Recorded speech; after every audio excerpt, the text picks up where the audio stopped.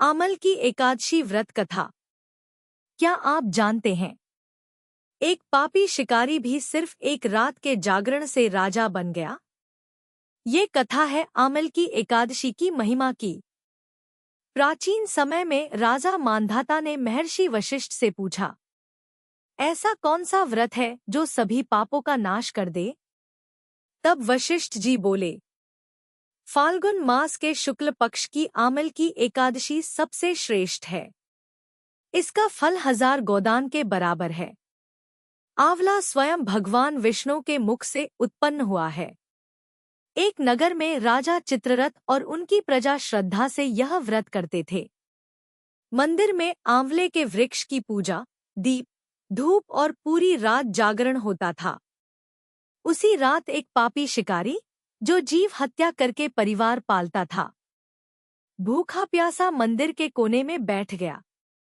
वह अनजाने में पूरी रात जागता रहा और भगवान विष्णु की कथा सुनता रहा। कुछ समय बाद उसकी मृत्यु हो गई, लेकिन उस एक रात के पुण्य से वह अगले जन्म में राजा विदुरथ के पुत्र के रूप में जन्मा। नाम रखा गया वसुरथ। वसुरथ बड़ा होकर पराक्रमी, धर्मात्मा और विष्णु भक्त राजा बना। एक दिन शिकार के दौरान वह जंगल में भटक गया।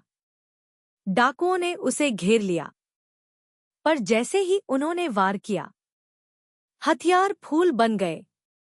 तभी राजा के शरीर से एक दिव्य देवी प्रकट हुई और पलक झपकते ही डाकुओं का संहार कर दिया।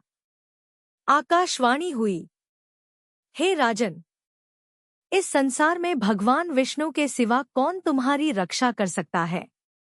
राजा समझ गया, यह सब आमल की एकादशी के व्रत का प्रभाव है। संदेश स्पष्ट है, एक सच्चा व्रत, एक सच्ची भक्ति भाग्य बदल सकती है। जो भी श्रद्धा से आमल की एकादशी का व्रत करता है, उसे अंततः वैकुंठ धाम की प्राप्ति होती है।